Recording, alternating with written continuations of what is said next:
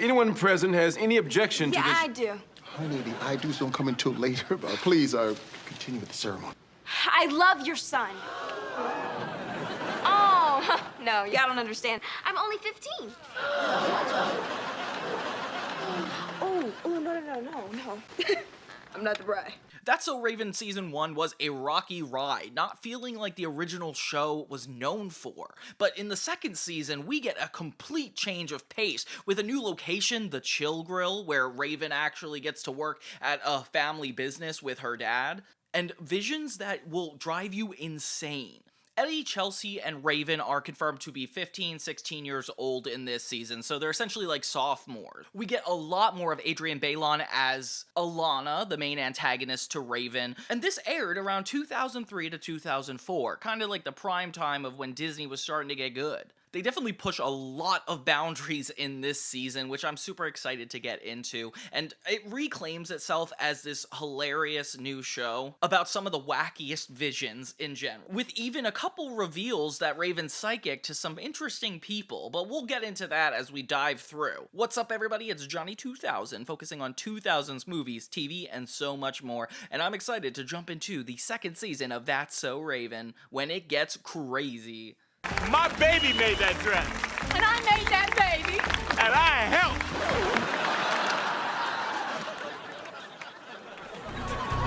helped. Wedges, sandals, slingbacks, and mules.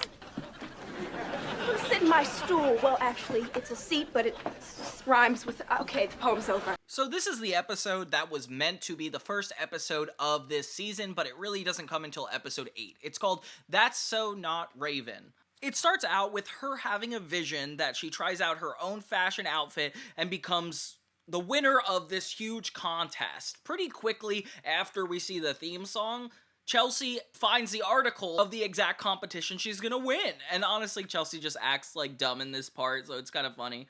Okay, Raven, calm down. Now, one thing at a time. Let's figure out that vision. We see this new section of the school for the first time, which is really nice. But the character dynamics are the ones that are the most messed up by all these episode orders, so I'll get into that in a minute. We meet Corey's friend Will for the first time, and this kid is a genius, which it's more talked about than actually exemplified, but whatever. The first rule of money, never use your own. You boys having fun? Sadly, no. He calls Corey's game system, like, technologically not advanced, which is so funny, because now I'm playing the Switch too, and game consoles are different now than they were back then, for sure. It's so weird to think that Raven can see herself winning, but doesn't exactly know how she gets to that point. It definitely would trip me up growing up, you know, like, overthinking that completely to a point where I probably would sabotage myself, and I don't know how she does it. To do is beat out like hundreds and hundreds of super talented hopefuls who share the same impossible dreams. But they didn't have a vision. This actually makes her super egotistical, and I'm starting to wonder if her vision actually showed her winning or just walking in general. It's just nice to see a kid with a dream, you know, like, that's not necessarily about seeing into the future, but being a fashion model and making her own dresses. That's cool. This is the plot twist too, actually. Let me see. How can they do this to me?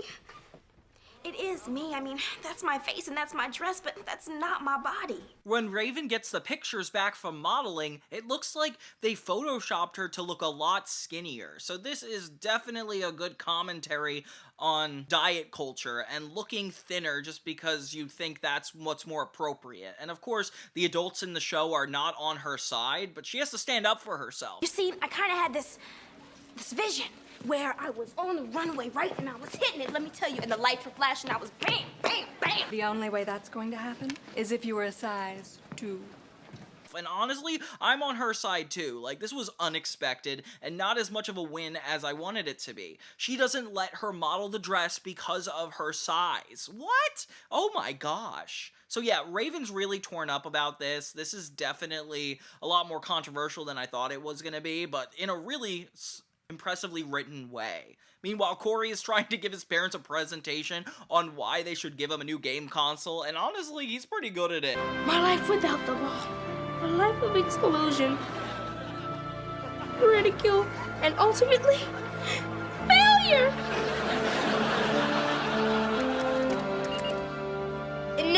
live with Game Ball 2 Happiness. These pictures definitely seem realistic to me. That's so funny. So this is when Raven actually tries to commit to becoming slimmer and tries working out, which is honestly pretty stressful when you think about it. Wait, don't bother me. Don't make me hurt you, Fly. Hey, I'm not SWAT, Fly. You better...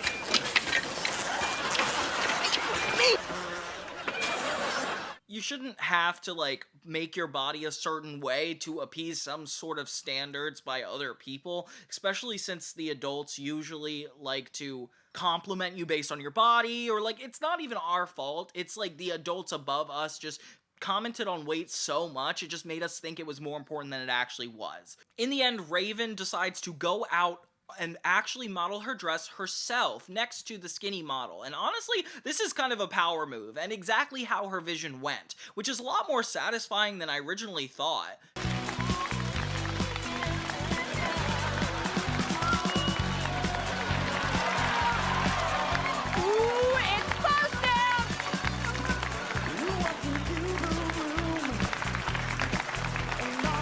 She ends up in a full-out argument with the woman, but honestly, like, this is a win for her, even though she's getting carried out by a bunch of bodyguards. In the end, Corey and Will start selling furniture and everything in the Baxter's home, which is so hilarious way to end the episode. All around, this one was a really good one. Definitely a good start to the season. I'm surprised they didn't keep it as the first episode. We've been robbed! But they left money. What does she have that I don't have? Devon Carter? Thanks, Chelsea. The next episode we have is Run, Raven, Run, and it's weird because Raven acts like she didn't just have a crush on Devon, yet the first episode she did. I don't understand. So apparently they have backstory together, and she's hearing about it for the first time now. Really stressful. Alana basically tells Raven she can't be with him, and the competition between the two really ramps up here. Alana's over it. Good, then we never have to bring it up again. Right, because you know what? It was just a silly play about dental health, okay? You know what? It was not Raven's fault that the teacher picked her to play the tooth fairy, and Alana got stuck being tooth decay. Raven was cast as a more prominent role in a dental play in, like, 4th grade, and they've held it against each other since. Chelsea's, like, bringing it up, and it's so funny how she brings it up. And Eddie introduces himself to the popular group, which is crazy because Mocha was just forcing him to go to Alana's dance with her. I'm so confused. Okay, production order is very stressful. I like you.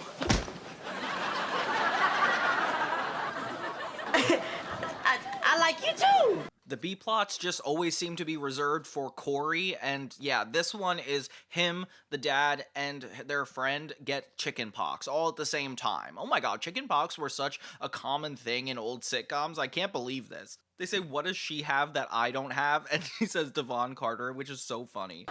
But you will always be the tooth fairy. So the main plot of this episode is that Raven has a vision of a runaway TV cart actually colliding with Alana in the hallway. So the cart ends up coming, but Raven pushes her out of the way, which means she's actually kind of a better person. And Alana definitely falls into blue pain.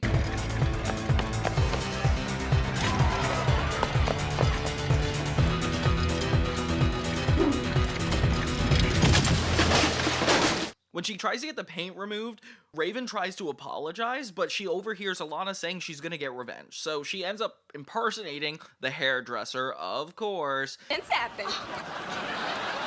Yeah, and Raven's gonna have one tomorrow. Best thing is she won't even see it coming. And when she's fixing Alana's hair, her gum gets stuck to it. So yeah, this is really a big problem. Mocha and Muffy show up and point out that Raven has damaged Alana's hair. So Raven escapes the hair salon perfectly. Dreading facing Alana at school, Corey and William, who have the chickenpox, actually help Raven the next day with technology and helps her avoid Lana at school. What the heck? What's he talking about? There's nothing here but a candy machine. Now, put in 50 cents and get Corey something sweet. This is where Mocha officially insists that her and Eddie are going out, which is not really fair to Eddie. This was not consensual in any way, okay? Who is this clown? This is Eddie. He's with me. He's cool. I feel like a lot of the joke is Alana speaking Spanish and everybody commenting on that, which is not very open-minded if you ask me. It's just so funny to think that that's like the butt of the joke. The fact that the hairdresser place is called My Hair Lady is hilarious. I don't know why these puns are so good. So Corey helps her avoid Alana at all costs, and it becomes like this whole operation of her like dodging every corner, which is super cautious for no reason. No. You are not breaking me down, okay? She went that way. She assures Devon she's never gonna run away before she runs away again, and it's so funny. Last year, you acted like you didn't want to be around me. Oh, well, I never, ever want you to feel that way again. Red Hawk, closing in. Gotta go. The running sequence is making me realize that this is definitely a bullying episode, and though it's like super comedic, it's actually kind of scary when you think about it. Where's the principals or the teachers? So Raven and Alana finally settle it, with Raven like calling a truce and being like, I'm just wanting to help you out. And it's kind of sweet the way she's like trying, and explains that she kind of foreseen her getting hit by this TV. I kind of knew that nerd cart was gonna hit you. You're right. What, you're psychic? ¿Tú puedes ver el futuro? Well, if I could see into the futuro, I would know what the stuff was. Seriously, girl. And then it ends up happening, which freaks Alana out a lot, as it would me too. Raven's crazy. But they end up making up. It's actually pretty sweet, and they call a truce. The end. And the episode completes with her speaking Spanish. Okay, of course. By the end, it's just okay. But seriously, Ray, we do have other plans. What y'all doing? See, the first episode of the second season is a lot more like what I remember That's So Raven to be like. It's called Out of Control, and we're actually introduced to the Chill Grill, which is a mainstay for this series, where everybody's like hanging out, and it kind of reminds me of Wizards of Waverly Place. I feel like there was a certain point where Disney was like, we have to make sure every kid in this show is working. So they're working kids, but also playing working kids. Interesting.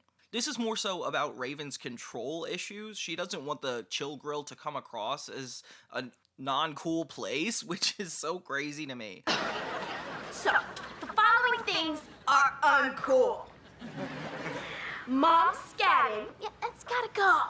So yeah, she ends up inviting everybody at school to come, and there's this guy, Devon, that she has a crush on, and he's like, do you guys have egg rolls? And okay, yeah, I guess. I've never heard of somebody who only eats egg rolls. That's kind of insane to me. Not even a Chinese person, I don't think. Are you guys gonna have egg rolls? It's not a Chinese restaurant.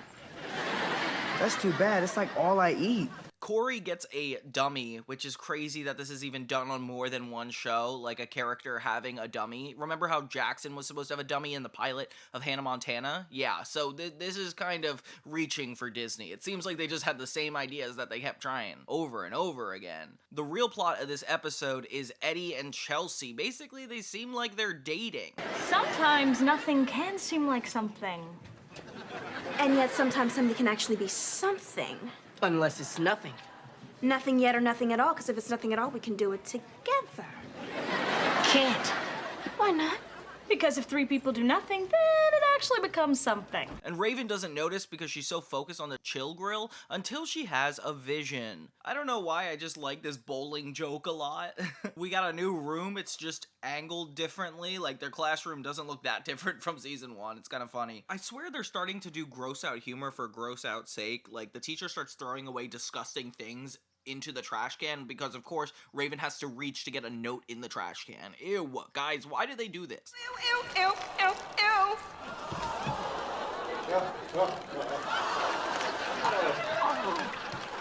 This literally doesn't even have to do with the plot, guys. Come on. The rest of the episode is ridiculous. Raven, of course, tries to meddle on seeing if Chelsea and Eddie are actually together, so she shows up as a plumber, basically disguising herself. I don't know how her friends don't recognize her, but honestly, I'm willing to suspend my disbelief because it's so funny watching her go crazy.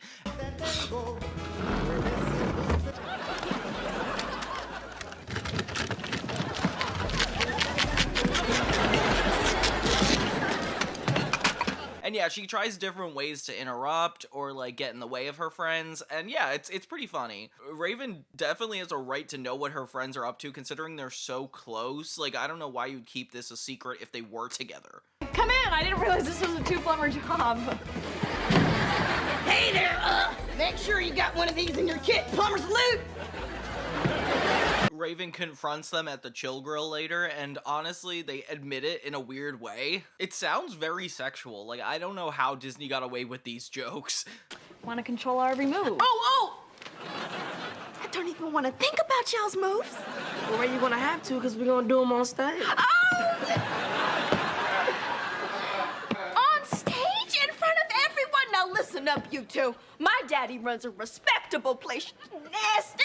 Of course, it turned out to only be dance moves that they were practicing, and they do the dance, and it's like, oh my gosh, what a common misconception. I love that sitcoms are, like, always riding off of these miscommunications and how far they're willing to take it. It's just so funny. She ends up losing her chance with the guy because she was so focused on Eddie and Chelsea, and I'm not sure if that's supposed to be an actual sacrifice on her part, or like if this makes her look better. I don't know. The point is, she was ashamed of her dad's shop and it didn't end up working out. Corey ends up performing with the dummy, and there was no actual plot with it. They just set it up and then paid it off. It was just a quick joke. What did you think of my dad's oatmeal he cooked this morning?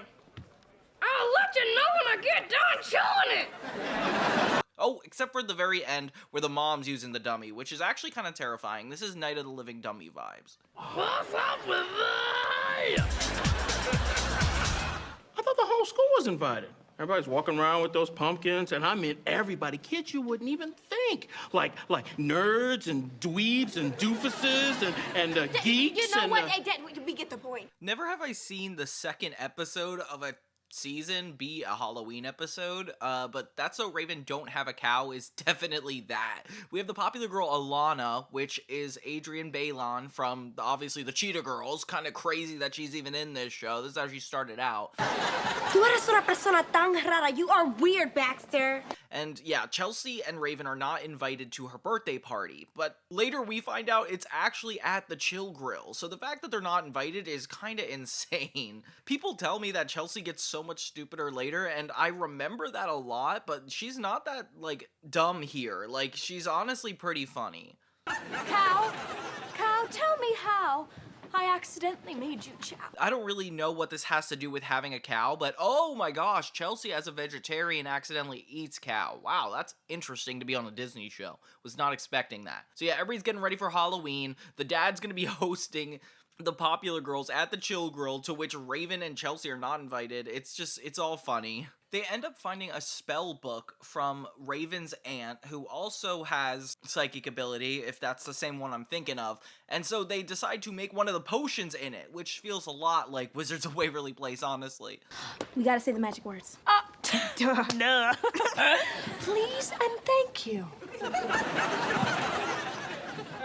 Please and thank you from the book! There's a joke about saying the magic words, and honestly, it's so funny hearing Chelsea say this. But yeah, this is definitely giving a lot more wizard vibes, but you know what? It's a Halloween episode. I'm gonna excuse it for now. So they wish to be invited to Alana's party, and it somehow works. I've always wondered how this kind of magic would even happen, but yeah, apparently she's in a trance-like state, which is interesting. But if Alana weren't in a weird trance-like state right now, she'd probably do this. Chelsea drops her cow badge, you know, like the vegetarian badge, not eating cows, into the pot, which is gonna lead to some problems. As they get ready for the party, we find out that Raven starts to have cow ears. It's clear she's turning into a cow. Oh my god, what is this plot? It's not a costume, Chels! Oh, Ray, come on, like I couldn't pull those ears off. Chelsea ends up having a tail too, so it kinda is crazy. I can't believe how much crazy stuff is going on. The show is supposed to be so grounded, but the fact that it's a Halloween episode is a good excuse, because this isn't super commonplace, but it still has to do with her having psychic abilities. Of course, Eddie couldn't help himself, so he starts drinking the potion without even noticing. Oh my god, Eddie, come on. And they're so bad at lying. I don't know why hearing Chelsea lie is just so funny to me. Well, it's not because we've changed or anything in any way. I mean, every part of us is exactly as weird as it has always been. The writer for this episode is a genius just because of 2 jokes within the same 30 seconds. We wish we were cows. Why couldn't you have been wearing a Halle Berry button? She wishes that they dropped a Halle Berry pin in there, so they turned into her instead. The other one is a spell check joke. I don't know why, these are just way too well written. Maybe if we check the book, we can find a spell to undo the spell. A spell check, good, yeah! The B plot's very sweet. It's basically Victor insecure the fact that Corey doesn't want to go trick-or-treating with him anymore. And yeah, by the end of the episode, Corey just kind of apologizes to him. Nothing really happens there, so I'm gonna move on from that. Chelsea and Raven keep turning more and more into cows, which is so much harder to hide in public at a party. Oh my god. By the end of this episode, it starts to feel like an episode of Goosebumps, because it is so trippy with all the prosthetics, everything they're wearing. You are not a cow. You are a human being. Yeah, I know, but Ray, that was a good hat. At the end of the party, they have a costume contest, and it turns out that Alana doesn't win, but Raven and Chelsea, which is super awkward because I'm sure she doesn't remember inviting them. But fun note, it's around Halloween, so that means Adrian is a Scorpio. Okay. Those who know, write it down. So yeah, Raven and Chelsea win as full-on cows, and that's enough of this episode. At first, Might as well milk it. I was like, why is there no vision in this episode? And then I realized that the entire episode itself is a vision. And that's actually kind of a genius idea, especially since this is so outlandish. And, like, Raven is able to prevent it because Chelsea never ate the burger of meat. So, yay, okay, I guess that episode didn't count as anything? Should I have even covered it? Devon? Oh, sorry! Raven's plucking a mustache right now! You can't talk! Get me! So the next episode is probably the most interesting out of all of them. I love when TV shows switch perspectives, like have different characters take on different roles that the main character might have. Yeah, it's called He's Got the Power, and Eddie actually gets the ability to look into the future. Okay. There he goes making that vision face. What is that? We start off with the episode at the Chill Grill, and there's news of a comet coming that comes once every 100 years. And this is kind of significant, but nobody actually cares that much. They're getting ready for a disco event at the Chill Grill, and Chelsea, Eddie, and Raven want to do like a whole routine together, which is actually kind of cute. I like that they have a common goal like that. But everything changes when Eddie realizes that he could see the future, something none of us were expecting at all, and it happens pretty quickly. Eddie, how did you know that ball was gonna fall? I don't know, Ray. It was kind of weird. It's like I saw it in my head and then it just happened. I think you might have had a vision. A lot of things are learned about these psychic abilities in this episode. Like, for example, Eddie and Raven have a similar vision of the same scene playing out, but different outcomes. So I guess it's all affected by different things and the future can be changed? I don't know. It's kind of interesting. Everything starts to get a little bit more complicated when Eddie stops showing up to the dance rehearsals. And if anything, they watch this, like, disco TV show, which honestly is kind of hilarious, but definitely inspires the outfits they're gonna wear later. So Eddie starts to see himself as super popular if he uses his powers, and oh my gosh. You know? Oh, what's up, people? What's up? Get your psychic little butt over there. Get it over there. Raven tries to give him a little speech on why they need to keep it a secret, and honestly, she doesn't have a good reason. It's just like, people will think you're weird, which I don't know if that's like an actual reason to give up your powers. Like, that's crazy. So Eddie kind of turns on them and starts using this specifically to get a bunch of girls, of course. Who thinks Eddie should have his own TV show? Now, would y'all watch that? Okay, now that is just ridiculous. I mean, who would watch a show about a teen psychic? No. Then he meets this guy that's like, hey, bet on this race with me. And he doesn't really know what's going on. He just can tell this guy who won. And yeah, he makes money off of it. So he turns this into a business, something I was not really expecting. They keep making fun of his face whenever he pictures the future. And honestly, this is such a funny vibe. Is there a problem? Of course, Chelsea feels left out because she can't see the future and is the only one who can't now. And this is kind of crazy that a comet is able to make this happen. So after him and this betting man win a few bucks, they try to get him to do it again, but this time Eddie actually loses his psychic abilities. Oh my gosh. So yeah, now he just basically makes something up this time. Murder Blur. Murder Blur? Murder Blur. Interesting. He's never won a race before. He's gonna pay off big time. I'm betting it all on this one.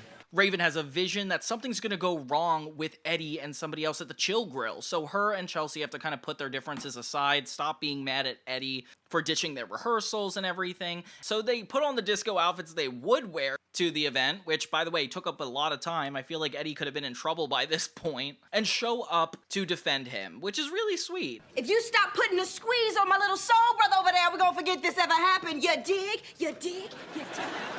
Wait a second, what kind of cops are you? And then Raven's parents come up, also dressed like this, and honestly, I'm really digging these outfits. And yeah, Eddie pretty much gets out of this one. He learns a lesson about seeing into the future, and I don't know if he would have changed if he lost his ability. That's something I'm worried about. In the end, they finally do their performance, and it's actually kind of cool. So yeah, that's He's Got the Power. Very interesting episode that I didn't expect to explore Eddie's experience with this. But then again, he's got some interesting plot lines. The next episode is called Four's a Crowd, and it starts off pretty interesting. Literally immediately, Raven has a vision that Devon Carter is going to lean in to kiss her. So she just screams it out in the hallway, not worried what anybody thinks. Oh, Devon Carter's gonna kiss me! It's my favorite song! Even though she's using his first and last name, Raven. That's so concerning. So Raven tries to ask out Devon herself, which is very, very progressive of her. And he says yes. So yeah, they finally got a date. Devon calls her to say that he actually has to take his sister to Pizza Palace, and she's like, oh, that's actually perfect. And he describes it is exactly like a Chuck E. Cheese. So close. He says that he's really close to his younger sister and that brother and sister relationships are really important. So Raven has to double down and drag Corey into the whole situation, which is so funny. My brother and I, we couldn't be much closer. The B-plot in this one is actually super funny. Basically, Raven's parents are excited to have alone time for the first time. And yeah, Chelsea and Eddie come over and just insist on hanging out with them, not taking no for an answer. Oh, this Mr. B. Come on, Mr. B. Finally, Devon and her sister show up, and this little girl is like really sweet at first, but then we learn that she is a psychopath, just like Megan Parker from Drake and Josh, and honestly, I'm scared of her too. Stay away from my brother. Debbie, can I ride the horsey? And this girl is not afraid to hold back. She full-on assaults Raven multiple times, knocking her to the ground. It is just insane how ruthless this little girl is. So, what do you like on your pizza? Corey's such a little jerk, too. Like, he can't even just play along for 2 seconds. Raven asks him to hang out with the little sister, and he's like, nope. It's so funny seeing this. And then later we learn that the girl put Corey in the crane machine. Oh my gosh. I think it's so funny that Raven tries to fish him out using the crane, though. That's my favorite part. Chelsea and Eddie end up putting the parents into a fight because of how hard it is to get rid of them, and honestly, it's so funny. Get some rest. Yeah. So you're ready for next week. Yes! All right. Corey and Raven make up, just bonding over the fact that Devon's sister is a psychopath. She keeps trying to get the perfect moment with him, but it never really quite works out, which is actually pretty impressive. Raven, she can do things. Scary things. I want to go home. Turns out the show that happens every 23 minutes with the animatronics is canceled, so Raven is just getting so frustrated because that means that she's not going to be able to have her kiss. And just as I predicted, she dresses up as the pirate to make sure the animal show goes on. And oh my lord, it definitely seems like a really awkward problem.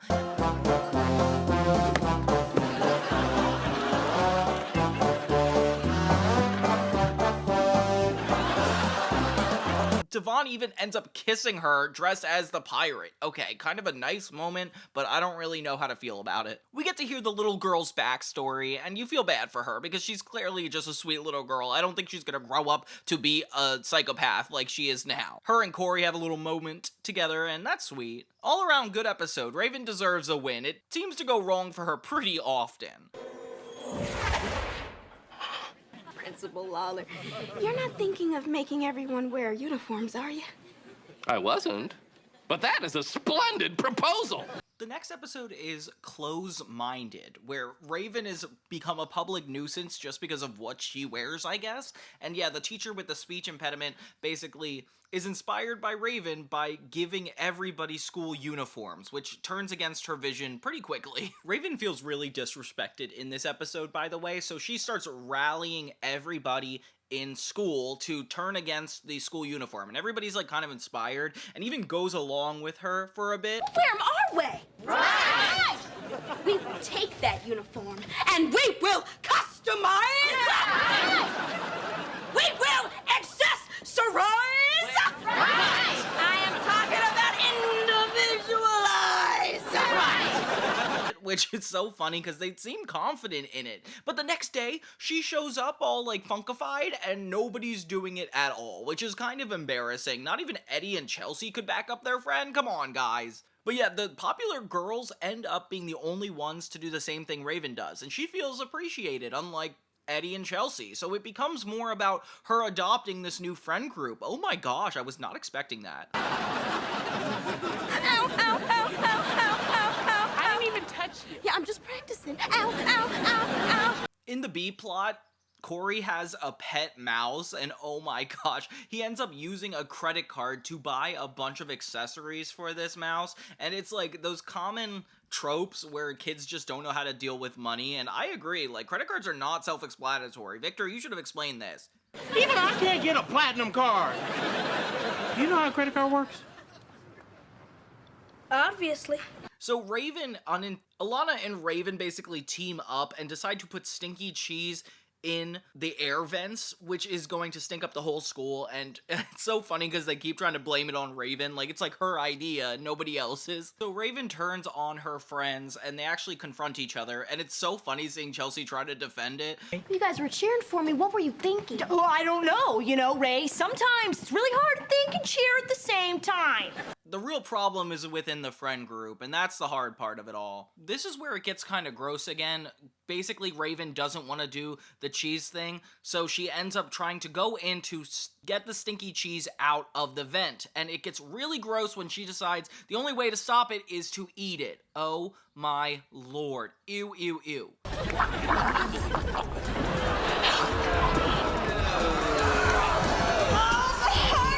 In the end of the episode, Chelsea and Eddie get a chance to defend Raven in front of the principal, and honestly, it's a really nice moment that actually reconnects them as friends. So, good ending all around. They canceled the school uniforms, but nobody told Raven, so she just showed up with it back on again. It's so funny to think that. I don't know why, that's just a nice ending, okay? Come on.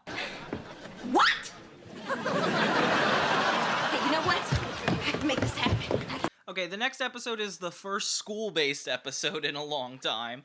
I guess the uniform one was pretty school-based, but this is actually class-based. So in science class, Raven is basically not doing well, and she wants to go to a concert with Devon, in which they have to paint their faces blue, to be continued. The mom has a problem though, because Raven's been so distracted that she's just not doing well in science, so she's like, I'm gonna have to do something about Devon, and she alludes to killing him, and honestly, this joke is hilarious. Look. If you don't pass science, there's not gonna be a Devon.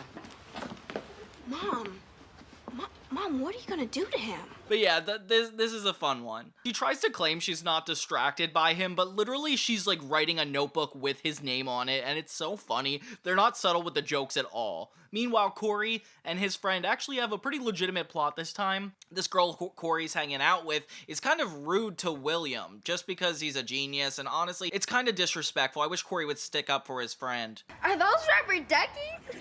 Don't they put a smile on your face? No. And this is super convenient because Will actually can help Raven with her science project, which is actually really helpful. So Raven's drooling over Devon so much that even after Will is helping her, he does all the work and realizes she's not even helpful, so he shreds her project. Oh no. We shred for safety, we shred for security, but most importantly, we shred because it's really, really fun. Hey, man, I got my shred locks on, man. She quickly has a vision that she's wearing Blueface, and honestly, it just means that her project must go well. I don't know how this is gonna impact, like, how she goes about this project. She just celebrates way too early. Like, honestly, she still hasn't found the solution to the shredded papers. Yes! Whoa, yeah, I'm going to the concert. Oh, snap! Corey finally stands up for himself at the end and says that he doesn't want to be cool if it means dissing his friend. And honestly, that's really sweet. That's really sweet. It happens halfway through the episode too, which is kind of early. You know what's even crazier? Raven spends all of her time trying to recreate the paper that was already shredded. So I've never seen a plot have to go over something like this. Like, it's actually pretty unique to be like going out of her way to do something so complicated. Time for bed.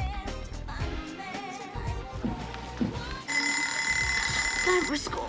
So Victor ends up thinking it's all trash because obviously it looks like trash, and Raven is freaking out. Basically, she has her whole project undone, and yeah, she's having a full-on panic attack. It's just gonna be me and 27.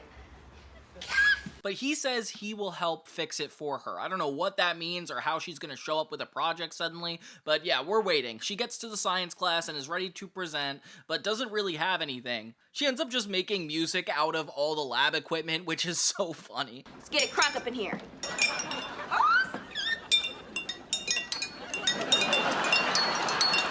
Give me a beat, Eddie. She improvises a whole project somehow with a bunch of different things. And yeah, she creates an explosion in the classroom, making all their faces blue. Oh, I see. So she doesn't actually go to the concert, but her face does become blue. Wow, what an ironic ending. It's so funny, though. I feel like Victor could have easily just given her permission to go to the concert after he saw he ruined her project. I don't know why we had to keep seeing this through. Raven ends up not being able to go to the concert, and it feels like a failure until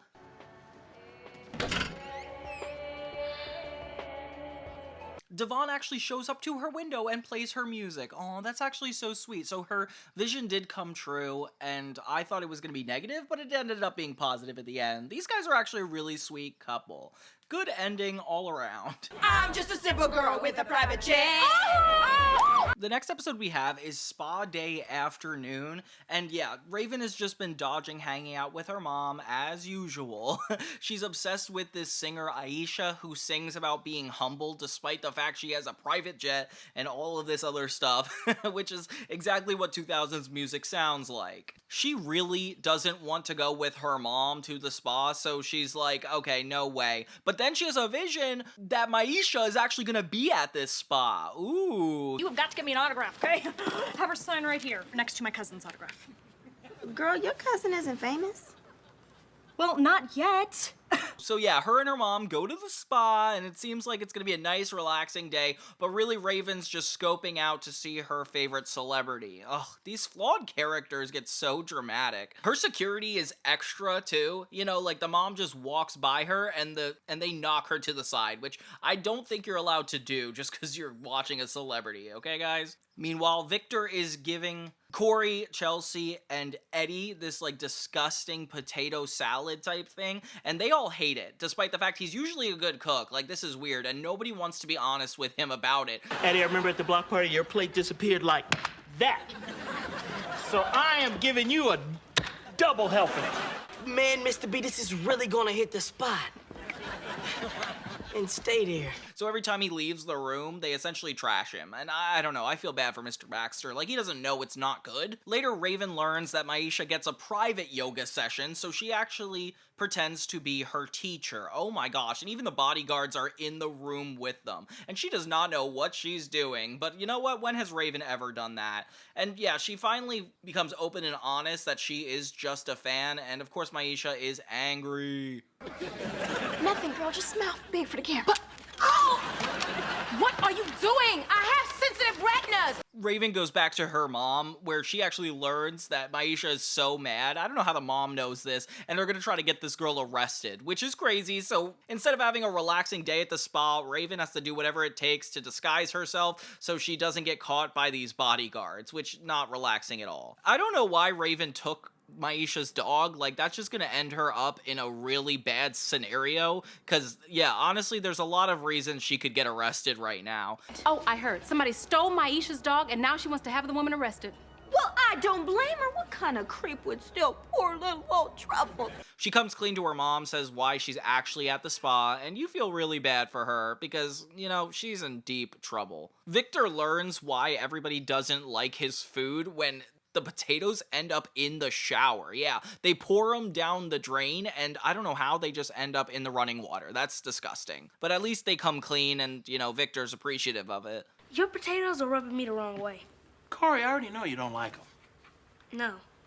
They are rubbing me the wrong way. Raven's mom has to get involved. They try to return the dog, but, you know, Maisha comes in for a massage, and she sees Raven's mom. Oh my gosh. So now she has to pretend to be the massage person, which is insane. And she obviously roughhouses her really bad. I don't know. Poor Raven's mom getting trapped in all this. She gets her family into so much trouble sometimes.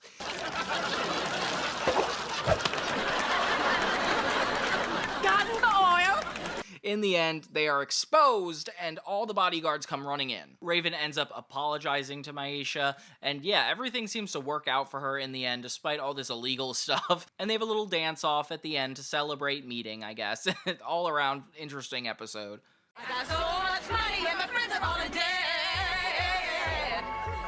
I got a lot of diamonds over hands and feet, but I'm still Maisha from up the street. The next episode is My Big Fat Pizza Party, and this is kind of weird because it was put to the very tail end of the season, but it was filmed early on. Chelsea and Raven basically beg Victor to have jobs at the Chill Grill because they want to save up for this ski trip, and good for them. This is so exciting. I always wanted to be a waitress. Actually, I always wanted to be a princess. But, like, I guess unless your dad's, like, a king or something, those jobs are really hard to get. Turns out these girls are absolutely horrible at this job. Of course, Chelsea has to comment on everybody's orders, which is really uncomfortable, honestly. Like, I would hate to have been the person there. That's one cute, clucky, feathery, formerly living chicken sandwich. Would you like a side of shame with that? You're the captain of the table. I need you to write it all down. And Raven is just not doing a good job. She's just on the phone the whole time. Like, they do not know what it's like to be responsible adults. Raven and Chelsea even help Eddie through, like, one of his relationship issues in the middle of a shift and is like, oh, isn't it nice to care about other people's needs? And the dad is clearly suffering. Do you realize how many complaints I've been getting? Okay, who's complaining? Oh, you tattletale? Everybody ends up walking out, and this is embarrassing. Mr. Baxter pretty much yells at her. Once she asks for forgiveness, another chance, she has a vision that shows the Chill Grill with a bunch of people in it. So maybe these are not bad circumstances, right, Victor? Can you hear me, Victor? Oh, wait, yeah, I guess I'm just doing this. So Raven and Chelsea try to get people to go back to the Chill Grill, but accidentally book two completely different groups of people to come eat. And it's like, how are they gonna deal with that kind of demand? Happy birthday! It's not my birthday. Is it? I love how it's literally a group of super old people and then super young people. Even the old people are like, none of these are our names on the placement. And yes, they suddenly have to get away with both of these parties, which kind of sounds like a fun challenge if you ask me. Oh, and a third group, a biker gang. What in the world? Okay, this was actually really unexpected. Cut it! Hold up! Now, why don't you take this outside? And if you see a clown, don't let him in. So Raven and Chelsea get a call from the dad saying he's going to be a little bit longer and seeing if Chelsea and Raven can handle it, even though it's not just a little kid's birthday like they assume. They don't want to disappoint Victor, of course, so they're going to try to make it work, as they always do. What? No grub? Let's roll, boys! Let's roll, girls! Let's roll, Mommy! No. They see a bunch of big balls of dough, and Chelsea's like, you think they'll eat this? And it's like... Do you think they'd eat these big balls of dough? Maybe if we turned them into pizzas? Oh, even better, I know. That's not the point, Chelsea. I do like her on the stupider side. Like, it does make me laugh a lot. She's got some good oneers. The kids are getting aggravated because they still don't have the clown, but they make up for it by getting all these pizzas together. They have Eddie stall by dressing as a clown to get everybody entertained so they could actually make these pizzas. And yeah, Chelsea ends up making the problem way worse by taking a bunch of individual pizzas, putting it all together to make one pizza. So why not just make one giant pizza? You know what, Chels? That's a good idea. Thank you. Except for one thing. We don't have a giant oven. And of course, they can't really fit it in the oven. I don't know how they're expecting to cook this. Corey's B-plot is being scared of clowns, which makes it even funnier when Eddie dresses up as a clown and tries to entertain everybody.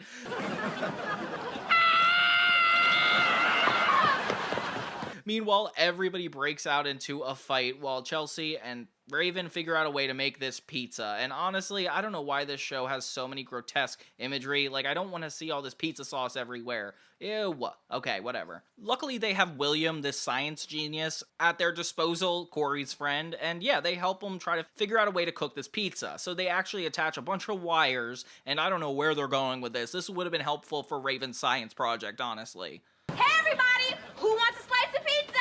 We only get one slice? Trust me, that's all you're gonna need.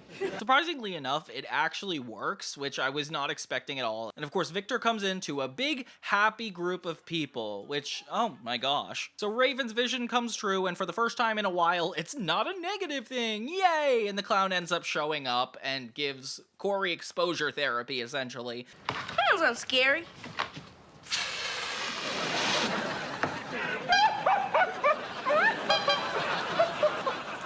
They are annoying.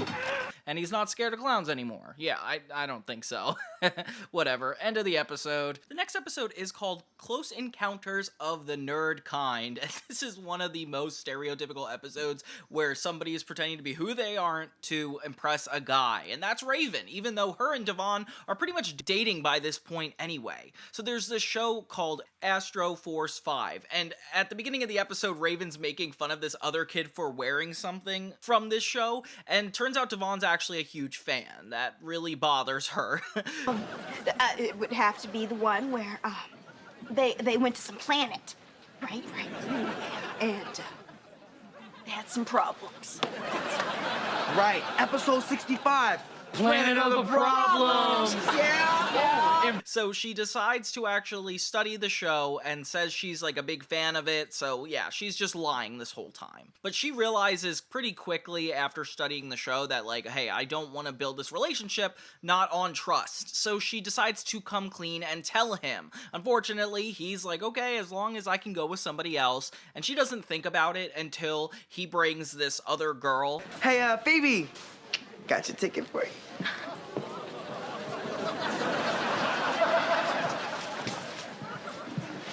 Phoebe. And then she has a vision that this girl is going to end up hitting on him. Oh my gosh. In the meantime, Eddie actually has a crush on one of the girls from Astro Force 5 and decides to go to the convention to meet her. Oh my gosh, dude, this is not gonna end well. In the meantime, Corey actually reveals to his friends that he's psychic, you know, in place of Raven, which is kind of ridiculous. And yeah, he turns it into a full business. He wants to know how I know. You better not tell him I'm psychic. Got it. William? I'm psychic. He actually starts charging people to figure out what their animals are thinking, and really he just makes up stuff. Like, it's not even a legitimate business. This is the first time you see David Henry as Corey's friend, which is super exciting. I like this guy. He likes Steve. Steve is good. Oh, my brother Steve is gonna be so excited. He looks so young here, though. It's ridiculous. When Raven realizes she's in danger of this new girl, she decides to break into the Astro Force 5 Comic-Con. Luckily, Chelsea looks exactly like one of the girls, so that's the way they get in. They let her in. We're with her. Okay, except my hair is like totally different, and I have 2 eyebrows. Of course, Raven has to worry because trust is not an easy thing for her and Devon at this point, mainly because she just lied. And yeah, she tries to get away with splitting them up while also not being seen at the same time. Meanwhile, Corey's parents try to give him karma for pretending he's psychic and actually start talking as the Rat, which freaks him out. Really funny. They are chilling. That's too... What? Eddie realizes that the girl he has a crush on is 25 years older, and now it's just way too inappropriate to talk about. And I don't know what Astro Force 5 is, it feels like a Star Trek ripoff, but all the groupies start squealing, which I don't think is associated with any of these fandoms. Like, this is just ridiculous. The official Gwisian welcome! Oh, there's the Oh, that nasty. Get him. That's when they force Chelsea to come on stage thinking that she's actually is this character, and that's when Devon is like, oh my gosh, look who's here. It is funny though watching Chelsea pretend that she knows this show and has an epic battle with Devon. It's just really funny. It's okay though because by the end of the episode they make up on stage in front of everybody, which is so awkward. Yeah, it's just a really funny episode all around. Miss you, wanna kiss you. Miss you, wanna kiss you. Miss you, wanna kiss you. The next episode is like a Valentine's Day episode. It's called Hearts and Minds, and Devon and Raven are going out, so it's official. Raven is just as crazy in a relationship as she is single. She gets him this giant Valentine's Day card. I don't know why Victor thinks it's for him, but it is so impressive. Give this girl a free ride into college if, as a teenager, she's able to come up with a giant card like this. This is so nice. Nobody wants to be my Valentine. Corey, have you actually talked to Danielle yet? No, I've been waiting to make my move. And today's moving day. Raven gives Corey advice not to mess up, and Corey ends up messing up. So he gets really fed up and calls Raven a love jinx. Around with Danielle. I'm not listening to you. You are a love jinx. Which is not good karma. So then Eddie decides to have a little talk with Corey. And low-key, he's super inspiring. He basically raps to this girl over the phone, and Corey is impressed. Like, Eddie knows how to woo over a girl, which is actually really sweet. Especially because these side character male women chasers are always usually creepy. At least Eddie has something going for him. Dad makes her hang up on Eddie, which is the realest thing I've ever seen. That is growing up in the 2000s. Corey's rap is actually really funny though. Look at this. My name is Corey, and this is my story. 2 times 2 equals 4, and at night I snory. And that is sorry. Sit back down. In the main plot, Chelsea has to get approval from her parents about dating this guy, which is so funny because, like, of course they're that overprotective. And since they're out of town, Raven's parents are in charge of making the judgment call, and she just kind of, like, outs Raven for being like, you get away with everything. My parents are so strict, and you guys let Raven get away with everything. Corey ends up using the exact rap that Eddie used, and yeah, he becomes a huge poser and gets the girl, leaving this one girl that really likes him out of the whole thing. And he gets so wrapped up with himself that he just starts liking a bunch of different girls, and like, he just wants to be a player. So Raven, of course, confronts Eddie about this, and it's like, why is that his fault? Come on. Corey's changed. I mean, he's obnoxious, self-centered, conceited. He hasn't really changed that much. So Corey gets too much of an ego, and when Danielle shows up to their house to actually give her a Valentine, he's not even interested. Raven tries to have a nice little heart-to-heart with her, which is really sweet of Raven, and she sees that her brother has gone overboard. He even has a please take a number thing in their house, which is ridiculous. Tell her to take a number. He's such a kidder. No, seriously. Tell her to take a number.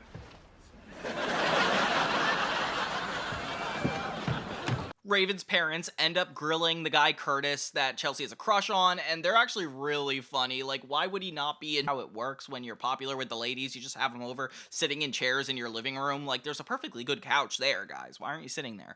And yeah, Raven tries to prove him wrong by showing up and rap battling him, and it proves that he's actually not good with coming up with things on the spot, embarrassing him in front of everybody. But you know what? Sometimes people need to be put in their place, and an older sister is the only person I feel like is appropriate to do that. Your feet stink. Your tongue is pink. Your breath smells bad. Like a bad smell. Ooh, what did So in the end, Corey reconnects with Danielle, and everything is positive at the end, which, it's nice. Just, boys, don't be players when you grow up. That's all I took from this episode. I don't know how Raven submitted this card over mail, but hey, that's the only thing I'm wondering by the end. Her and Devon get to celebrate at the end with some flowers, and it's very sweet. Except Raven's card goes haywire, and it gets scary.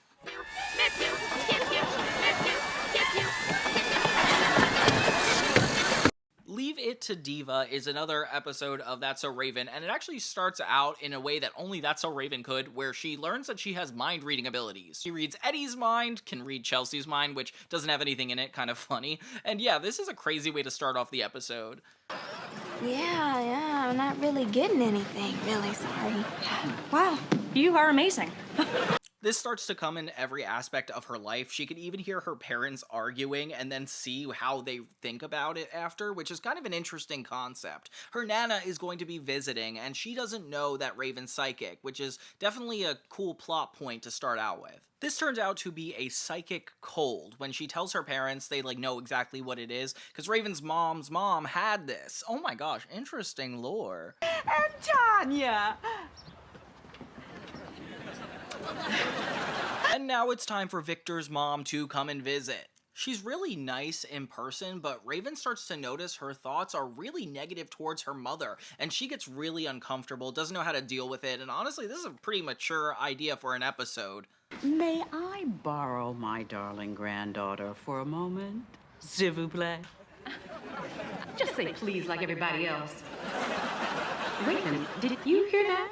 So the grandmother has a surprise for Raven. At first it looks like a tea party, but it turns out she got her a membership at her White Glove Club, okay? And yeah, she's teaching her etiquette, which I can only imagine where this is going. Then she has a vision of a bunch of old women running out of her house, terrified, and oh my gosh, this is not gonna go well. I had a vision that is gonna get ugly. People were screaming and running around, and it's not because they didn't like the tea. Raven's in bed and pretends to be sick because she does not want to go and ruin this whole thing, which makes sense. Victor and her mom are pretty understanding, but they try to keep this whole thing a secret anyway. And it's interesting that she could hear their thoughts throughout the scene. Like, that's definitely a device that is really helpful in the story. Maybe you should skip the tea party. I'll never let her know how she broke my heart. They keep alluding to her being pretentious, which is totally fair because she critiques the mom, she's trying to have these tea parties, she's making everybody have to, hide who they truly are, which is a common trope in these 2000s shows. It's also interesting because since she doesn't know she's psychic, all of these other aspects that just make it harder for this to be a part of her family. So Raven tries to act really cool, nice etiquette. What are your future goals and ambitions? Then at the dinner table, Raven has to deal with stuff she did not expect, which is a bunch of different pretentious women saying critical things about one another at the table, which actually shows her how fake these people are. Definitely a really good insight into a community like this. Meanwhile, Corey tries to keep the rat in the kitchen with Chelsea and Eddie, so that way it doesn't interrupt the whole thing. While Raven's trying to keep this all together, she realizes that being fake is not super helpful, and even though her grandmother likes to do it, it doesn't seem like something she's up for. Ladies, I wrote something for tonight's festivities. Something for the White Glove Society I like to call... She tells them to tell the ladies to flutter, which what in the world does that mean? It's kind of funny though. So the rat goes missing during this whole party, and obviously we're into some trouble. So Eddie and Chelsea have to help Corey get this rat back while also not causing a commotion. So they try to stick cheese into the air vent, which, as you can imagine, is not super helpful. Please, everybody over here. Stay over here. Let's go. Oh, Junior Member Society. Raven trying to stall is the most suspicious thing ever. I don't know how these elderly women don't pick up on it, but yeah, it's just crazy. Oh, and then the elderly people go crazy when they finally see the rat and run off just as Raven predicted. And this is funny because it's like exactly as you expected it to go. The more interesting parts of the episode are that she has to read all these people's minds, and it really interferes with her character. Later, Raven decides to tell her grandmother that yes, she is psychic, so that their family doesn't have any secrets. And I feel like this actually teaches the grandmother to watch what she says, watch what she thinks, because like everybody, they're all a family and they can't be judgmental toward each other like this, especially with a secret. Like, they had to keep this from her. Is that not a reflection of your personality, woman? Oh, no. Another woo in the family. Nana, I'm not a woo. I'm your And yeah, it definitely teaches everybody a little bit of a lesson, and I feel like by the end of the episode, it's kind of sweet to see it. It reminds me of Hannah Montana and how her secret is slowly revealed. Like, That's So Raven seems to have a lot of moments where she's bringing on guest stars to tell, or like just specific people, but everybody seems to know the secret already. But it is interesting. I'm just glad they made up by the episode and Corey got his rat back. That's all that really matters, isn't it, kids? Oh, baby, I'm a musical Hercules. I'm the king of the keys. Baby, I'm the king. So we're well aware of how musically inclined Disney is, and this is kind of where it all began. The big teen TV numbers, like Even Stevens had a special musical episode. Of course, they would go on to do High School Musical, and Raven, of all people, is one of the Cheetah Girls, so it isn't surprising that they ended up doing an episode like this. It's called The Road to Audition, Season 2, Episode 14. Is everyone in this school trying to get into show business? What gave you that idea?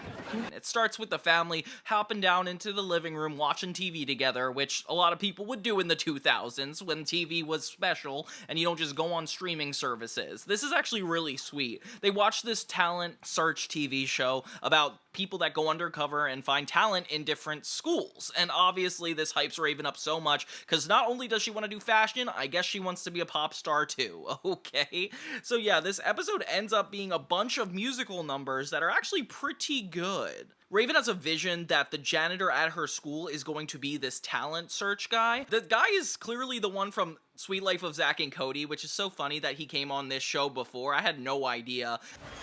Okay, I'm in Bayside, I'm undercover, and I'm gonna find him. So she's actually like, oh, I gotta put my best foot forward, and the whole episode becomes about harassing this janitor. We meet another one of Raven's rivals in the hallway, another girl who got a part over her. Now, who got the lead in the school musical? You. And who's playing Girl with Bucket? Me. I don't know why we don't have Adrienne Bailon being the full antagonist in this, especially since she's a singer, it's a musical episode, it doesn't really make sense, since the whole season's been about her being the bully anyway. Like, they really rearranged it for no reason.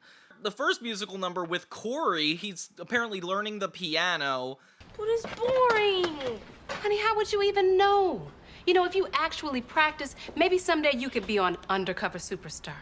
And has a whole fantasy about him, like, wearing Elton John-like clothes, having these same-age dancers on top of the piano, and of course he doesn't actually want to learn, he just wants to sing. Doing what I please.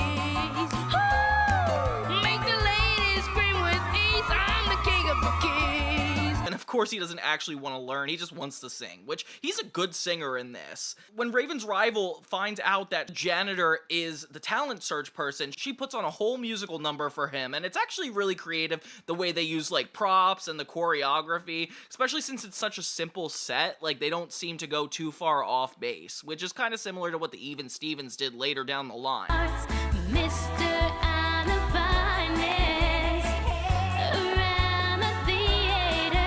Chelsea has her own number harassing the janitor in the hallway too, and it's actually really cool. I like that she gets to sing. This is like her in the theme song as well, and she does like some Chicago type stuff, if you ever heard of the musical Chicago.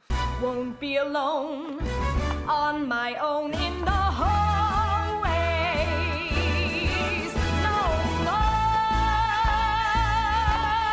And the dance number is really good. It's starting to remind me of that iCarly episode a lot, considering this all. Eddie has his own moment where he's rapping in the basketball court, and he's so good. I can't believe how good of a singer this Orlando Brown is. I'ma see you dancing. Look, just one shot is all I really need to bring it to your ankles and make you wiggle your knees. When Raven finally gets her moment with the janitor, she brings him into the cafeteria where she does her own musical number, and it's pretty fire. It's like her singing about getting to the top and, you know, like a big confidence song.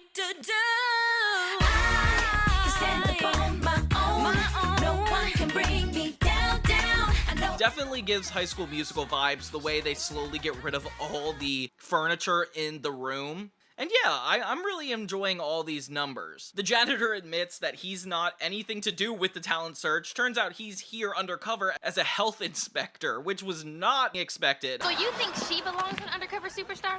Oh, I think you all do. Too bad none of their talent scouts were here to see it. Yeah, that too, what you just said. More like health not expected. Just kidding, I think. And at the very end of the episode, we learn that the talent search person was a janitor. It was just the wrong one. So Raven kind of walks past her and nothing comes of the episode. Excuse me.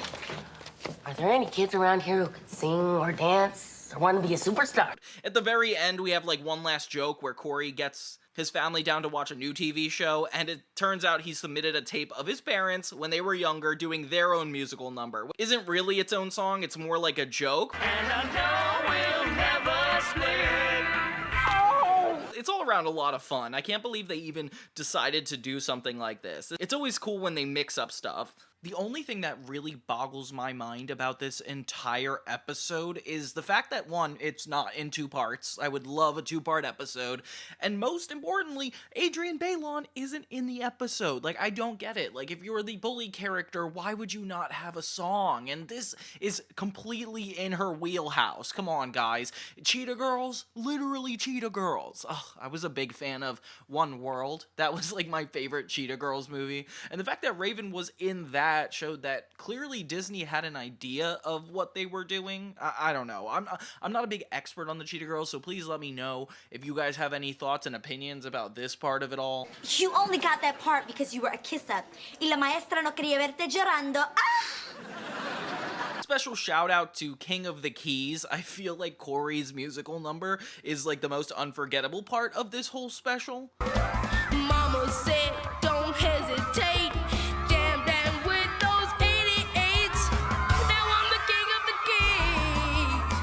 But Raven's song is definitely a great follow-up. It's unfortunate that the songs didn't really match the story and like character arcs. It was more so just a for fun montage of different playful songs. Obviously they would get better at this as time progressed with Disney and High School Musical, but it really wasn't at its peak when we started out on That's So Raven. But still cool that they're willing to experiment and really take this to the next level. You'll see even in later shows they didn't quit this trend. Like Sunny with a Chance had a musical episode which I desperately loved. So if you haven't yet, please check out my Sunny with a Chance video. If you're fans of the show or fans of the High School Musical, I think you'll probably disagree with me, but whatever. I just like that they're taking the music to the next level in this season. Except for the parts where they make Demi a singer. That part annoys me. I've never ever been to public school. And yeah, all this leads into a really fun musical number in the cafeteria. And then because of this, they get detention, all of them, which I would be really impressed if I were the teacher. I don't care what you say. And I'm not sure if you guys have heard, but I have my own musical I've been working on. It's called The Consequences of Victoria Gray, and it's a little bit more dark and depressing, but I think you guys would give it a look. People say that I'm not the wiser. I'm hiding fears behind my visors. So we won't lie and cannot endorse. But what if hope is a risk we can't enforce? So let's not show pity or remorse.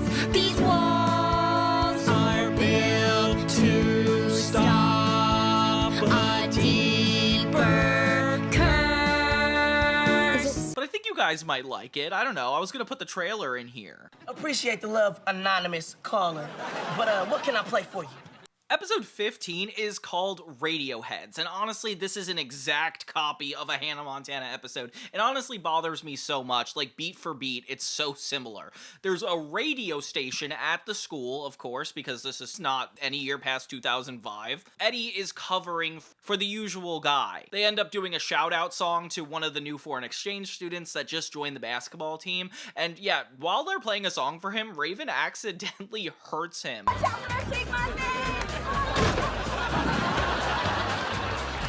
Oh my gosh, so he can't play for the school, therefore they're still never gonna win. I feel bad for this school. Immediately, the teacher tells Raven she has to go on the show to apologize to the student body for, I don't know, like hurting their chances of winning. It's kind of sad. First of all, I'd like to apologize to the student body, I'm sorry, and the basketball team, I'm sorry. All the citizens of Yes Bloke you.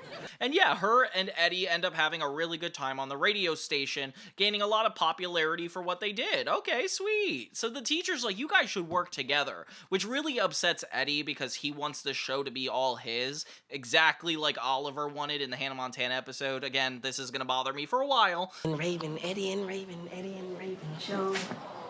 In the B-plot, we actually see that Corey thinks his dad's issues all stem from him not having hair because he watches this ridiculous commercial. And yeah, honestly, it's so funny. He invites the guy over to their house and gives Victor a wig to get his confidence back, okay?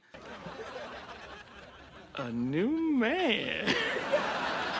Chelsea has a talk with Raven about how Eddie really wanted this show to be his own. Well, hurry back there, partner. We're on in 2 minutes. I know when we're on. Whoa. So she ends up sabotaging it, which I did not expect to be super helpful anyway, but to think he gets so angry and turns his back on her, like, these guys really break up as friends. It's kind of sad to see. Even though she was, like, having her heart in the right spot, it's just nice she cares enough to even be concerned about the whole situation. Like, I think that's actually really sweet, but obviously it doesn't read the same message to him. Well, what about the ping pong balls? Ray, I could use a little bit more than, She has a vision that, like, takes place years and years into the future, which almost isn't even helpful for this individual plot, where Eddie is never forgiven her for what she did in this specific episode, which seems like a bigger deal, but it feels more like a joke. I feel like if this was like at the beginning of the episode, it would be a lot more problematic. So Raven ends up doing the show all on her own like he thinks she wanted. And yeah, it's kind of depressing because things go haywire with only her in charge. Just great. How am I supposed to run this stupid radio show when I don't know the first stupid thing? From here. She realizes she can't do this without Eddie, and even this giant fan, which, by the way, why would you bring a giant fan in a voice-only, audio-only recording studio, whatever. So Eddie ends up being the bigger person and being like, dang, like, she's really embarrassing herself, so he goes in to save the day. They finally get a good radio cast done, and yay, Raven's vision becomes fixed by the end, and we get to see that they're all friends as old people.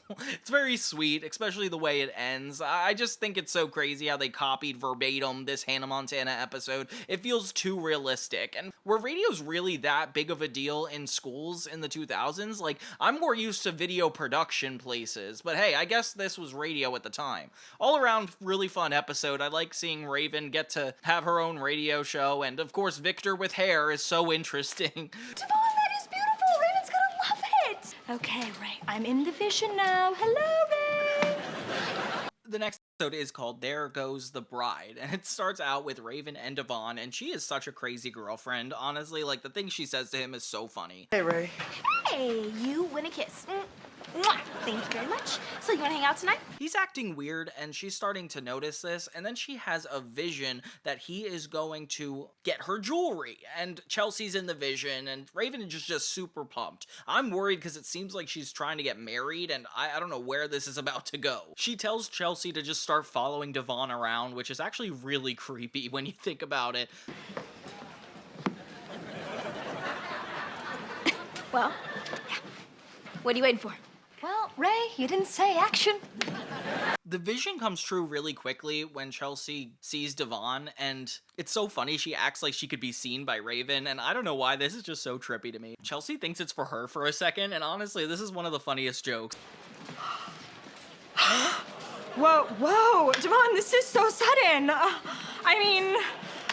Sure, you're an attractive guy, and come on, you're so young, and Raven's my best friend. Turns out he's just going to a wedding, his father's getting remarried or something, and he has a bigger secret that he has to keep from Raven, and he makes Chelsea swear she won't tell her. Corey gets his parents an anniversary present, which is actually so funny. Laughing chicken that goes on the wall, and every time somebody passes, they laugh. Wait. Aren't you gonna hang Clucky up? Where? Right up there on the wall. They don't like the gift at all, and they have to keep it a secret. It's really sad because, of course, Chelsea says not to say anything, but she does. Turns out Devon is actually moving to Seattle. Oh my gosh. So yeah, this is really depressing, especially how obsessed she's been with Devon for all this time. And yeah, you feel really bad for her. There's even dramatic music. Like, it is a full-on moment here.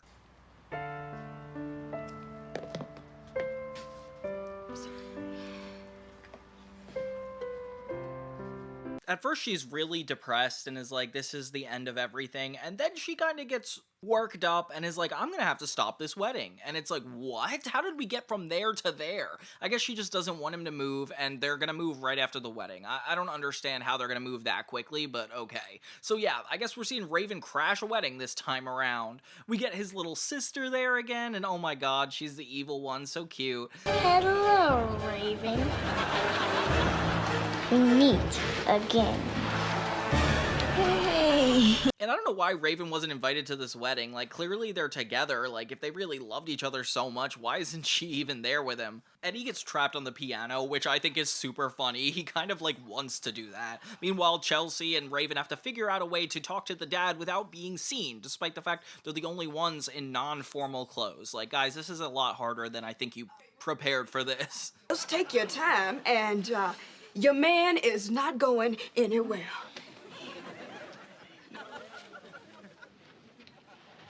Victor and Raven's mom do whatever it takes to avoid the chicken present that Corey got, which I find super funny. They even crawl around the kitchen. Ridiculous. Well, don't break Clucky. Let me do it. Meanwhile, Raven gets her hands on the dress for the wedding, and it's like, I do not want to see what happens next. So Raven comes in dressed like the bride, and this is probably the worst thing she's ever done, like ruining this entire wedding. These things are like thousands and thousands of dollars. I can't believe she's like impersonating the bride. Is that not a law? I guess it's not a law, but I don't know. She thinks she could talk to him during the whole wedding ceremony, which is horrible. I don't know how she thinks she's coming across, but it's not good, okay? Anyone present has any objection to this? Yeah, I do. Honey, the I do's don't come until later, but please, continue with the ceremony. I love your son. Oh, no, y'all don't understand. I'm only 15. Oh, no. I'm not the bride. She says she loves her son, which is actually the craziest shock of all. Like, I can't believe they even put that in here for a Disney show. Like, what the heck? Such a funny joke, though. I don't know why. The misinterpretation of it all.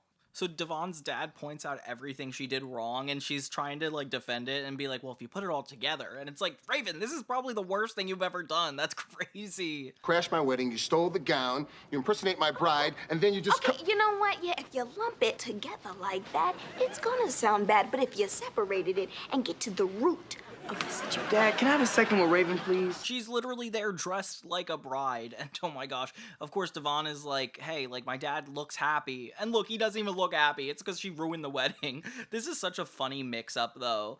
If I were him, I would think she was like a stalker at this point, and the little girl has a reason to suspect Raven. This is all around such a controversial event for this character. I can't believe she's like willing to go this far. I don't think Raven's this insane, but hey, I guess it is playing out right in front of me. Look at my dad. He's never been happier.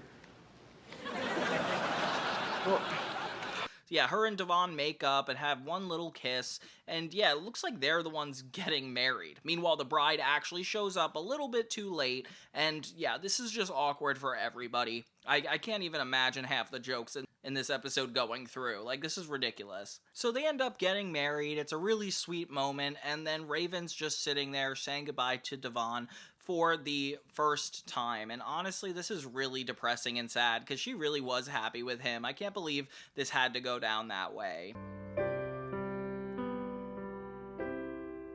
But yeah, at least it's good for the dad, you know, like, he seems pretty happy. I feel like Devon would have invited her to the wedding if he saw a little bit more of a future with her, but yeah, I don't know. It just shows that they weren't strong in the first place. Oh well. This is like uncharacteristically sad for a Raven episode, and despite the fact that B-plot is about a chicken on a wall, yeah, that's even more ridiculous. But we got a lot of sad moments. This is treated like a very heavy episode for her, which I agree with. Like, this is a really strong thing to go through, so maybe that justifies all of her insane actions.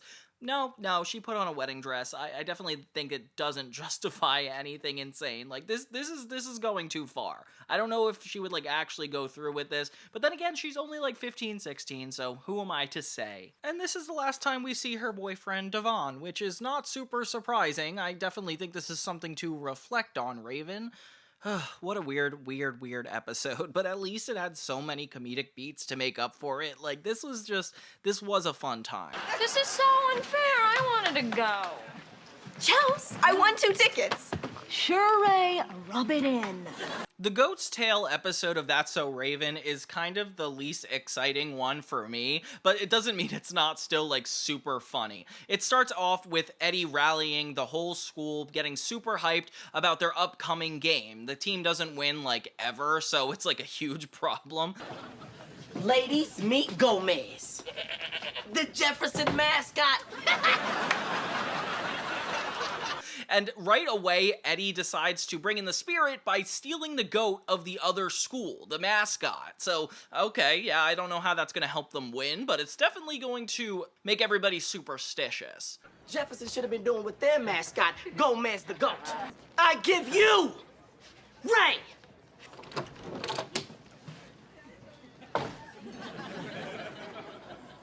Your stinking goat ain't in here. Immediately, the goat goes missing, and we have a huge problem with Eddie needing to get this goat back. They even threaten him if he doesn't get it, so it's kind of concerning right off the bat. Raven obviously has a completely separate plot going on where she wins tickets to Boys in Motion, which is her and Chelsea's favorite boy band. When she gets these tickets, which, by the way, cheated because you used the future to help you get them. How is that fair? And they're just like both hyped to go. We are the Boys in Motion. We give you RG Motion, boys. And when the mom wants to go too, like, she has to break it to her that she can, and it's kind of sad. So they start to threaten Eddie for not having this goat, and at first you're like really worried for him. All the pretty ladies following Big D. Okay, Big D. Ray, what we gonna do? And it's only the beginning because things get worse pretty quickly. But then there's the B plot, which is Corey going on the internet. It's like one of those Sweet Life of Zack and Cody episodes where they were doing the online RPG game. And yeah, this is what happens with Corey and some random girl from across the country. Let the game begin. So these two are competing with one another online. It really doesn't have a lot to do with the main plot, but sure. Chelsea admits to Raven that she was the one who took the goat, which is a huge issue, especially since Eddie's gonna get beaten up because of it. Now it's like everybody has a reason to either want this goat to go back, wanting it to go to the school, or like, I don't know. Basically, everybody is up against each other. Slavery is over. Ridiculous! Not at first with Raven until the goat ends up eating the tickets. So now it's just in everybody's best interest to get the goat themselves, okay? So it's a huge custody battle. I never quite got to see Raven's backyard, so it's so interesting to have an episode take place mostly back here. And I love how the mom just, like, doesn't care there's a goat in her yard. Come on. Oh, you gonna do what to me? Oh, come on, dog. Now you know that is physically impossible. You can make it work. They actually start to care when the goat gets in the house and starts putting a whole wreckage across the living room. Of course, the parents actually care now, and it's just like, it's causing so much more trouble than it's worth, so the parents get involved. Later, the goat ends up starting to get sick, which actually puts an end to the chaos, and all the friends kind of gather around just to take care of the goat, and it's really sweet. Even though Eddie's life is being threatened constantly, I guess we're not worried about him anymore. Chelsea ends up being like one of the most caring people because she really likes animals, and it definitely gives us like a better view of her, especially since her friends are so inconsiderate when it comes to this. You guys mind dropping me off at the game? I'm gonna look the team straight in the eye and tell them the truth. The goat ran away. The episode doesn't come with like a lot of repercussions, mainly just because Eddie stole a goat, and that's not like a huge deal to them. And that's how the episode ends, with Raven's vision of how the mascot's gonna end up coming back. And it turns out they dress Eddie up like the goat, which is so funny. What a funny ending to the show. You see what I see? I see that I am not eating.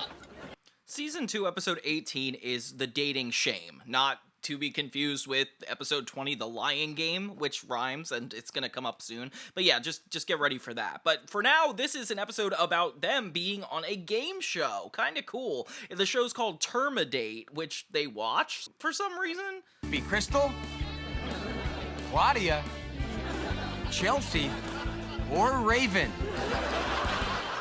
We meet the host, who explains the rules of the game and already tells us that Chelsea and Raven are going to be a part of it, without us actually figuring out how that came to be. We go to the Chill Grill, where we learn this is going to be filmed here, of course. Mr. Baxter's hosting once again, and Raven has a vision that she trashes Chelsea to get ahead. Oh my gosh. Chelsea is such a loser, and that's coming from my heart. So she's determined throughout this whole episode to not trash Chelsea, which is actually kind of sweet. She tells Eddie about it, and he tries to help keep her sane. In the meantime, Corey gets left home alone and lies to his parents about the babysitter not being able to come just so he could eat as much food as humanly possible. Which, same, Corey. So relatable. Wait till you become an adult. So we get into Termidate, where we have these two other girls a part of it, and they're all trying to win the affection of this heartthrob, which kind of feels like The Bachelor in a way. Yet, I don't know, I never heard of a dating game like this. They have a dance-off in which the first two girls get voted off, and Raven and Chelsea win, which I did not expect them to have great dance skills. One by one, the host shows them each other's confessionals just to get them riled up, showing Raven that Chelsea bashed her. I don't know why any boy would pick Raven. She's a backstabber. A backstabber? Ooh, that's cold. Making Raven actually mad enough to fully bash Chelsea. Oh my gosh. So she ends up going through with it, despite her determination to be nice, and they turn against each other for the rest of the game show. Aww. After I tried so hard to take the high road and keep my vision from... Because everyone, you need to keep your vision good so you can see stuff. That's why I read in the light. Okay. Eddie actually cares about their friendships. He becomes like the donut boy for the director, and I don't know what this is supposed to be commentary on, probably the entertainment industry. Meanwhile, Corey's parents come back home only to find out that he was home alone and lying. It's a very short resolution, but funny nonetheless. The last competition for the Termidate show is prehistoric themed for some reason. And yeah, so they dress up like they're from the Stone Age and are supposed to eat out of an egg, which is kind of disgusting. Neither of them end up winning, so they have one last competition where they're just holding on to a giant pole, which I would not be able to do this in gym class. I doubt I'd be able to do it on live television. I don't know how they do it. Eddie tries to interrupt the whole thing just to get them together and show them the actual interviews. Yeah, Eddie finds out that this guy milked the entire confessional to make it look like they said something negative, which they didn't, which is so funny because I don't know if we had the technology back then to make that look believable as much as they did, but yeah, it's still interesting. So they make up right during the last competition. Very sweet moment, and of course the host gets super angry. You know how reality TV can be. So yeah, they end up dropping at the same time. Sorry, Rodney! You've just been terminated! Good night, everybody. Thanks for watching. The episode is kind of pleasantly ended with Chelsea and Raven becoming friends again and trying the competition one last time at school. Don't know why that needs to happen. But yeah, this was a fun episode. A lot of the entertainment industry is leaking into this season, I feel like. But this one was a lot of fun to like watch. I can't believe a dating show is like the premise of an episode of Raven. I like that a lot. Ray can't go to the mall. Gotta stick around school. I have to do some stuff. And yesterday she canceled because she had to do some things. Season 2, episode 19 is called Skunked, and honestly, this episode really paints Raven in a horrible light. So it starts out with Chelsea a part of her own club, which is like the environmental club, and they're planning to go on a trip to the environment. I mean, like, literally just camping, that's kind of it. Raven thinks there's something up with her friend because she's not all up in Raven's business, which is what she usually does, so she ends up hijacking the club just to find out where they're going. So I can explain our campsite rules. All right. First, we're gonna whoa. Raven's offended that Chelsea thought she wouldn't want to go to this, even though, like, why would Raven enjoy this at all? And she, like, tries to pretend that this would be super fun, just to support her friend, which is actually coming from a pretty genuine place. So they go on this whole camping trip with Raven acting like the diva of the whole thing. These boots are not made for walking. Trying to host this whole nature walk, and she really finds the beauty in all the outdoor activities. Meanwhile, Raven is doing whatever it takes to avoid being outside. She even goes glamping throughout the episode. And this is one of my favorite camping episode shows. Like, I feel like Hannah Montana was about revenge. This one's more about Chelsea and Raven trying to get along. What is that smell? Well, Ray, that would be fresh air. That has got to go. Chelsea ends up being kind of upset that she hijacks the entire trip and makes it more about staying inside the tent than actually viewing nature. They end up even watching stuff on a laptop, which we did not have the technology to do with later. Raven then has a vision that Chelsea is out in trouble in the woods, and oh my gosh, this becomes a huge problem.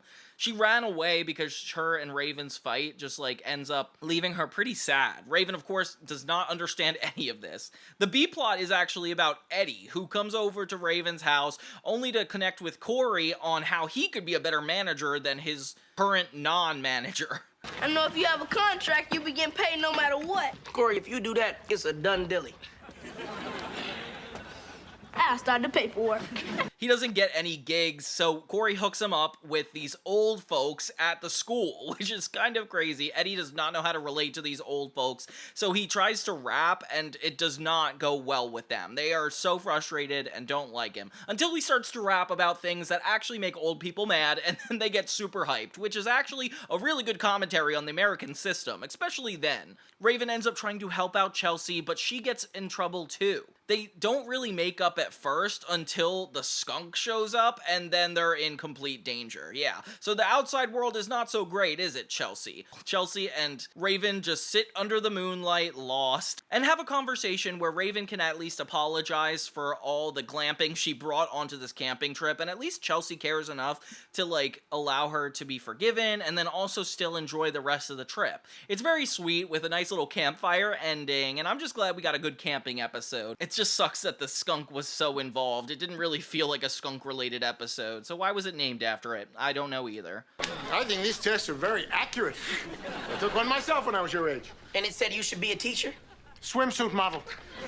The Lying Game is season 2, episode 20 of That's So Raven, and it follows the trends that most other teen sitcoms have done, where one character tells their perspective of a story, and another character tells their perspective, and they're completely contrasting. I've seen it in so many shows. A good example is the Foam Finger episode of Drake and Josh, where they each tell their side of the story, and then they get the truth by the end. This is kind of that exact same story. At first, we start with an Eddie plotline, where he's trying to get the Baxter's home renovated and a better couch, and he gets a little too overboard buying the most expensive retro stuff. Meanwhile, the parents are sorting out an argument between Corey and Raven because they got in big trouble at school.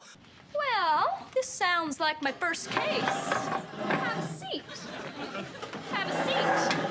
When they ask them what happened, each of them gives their perspective. Raven's is really funny because she obviously views herself as a saint, as if she had the perfect day, and Corey was the one who messed up everything, throwing candy at everybody, even spraying grape juice on her shirt, making her so upset, but she doesn't actually show it.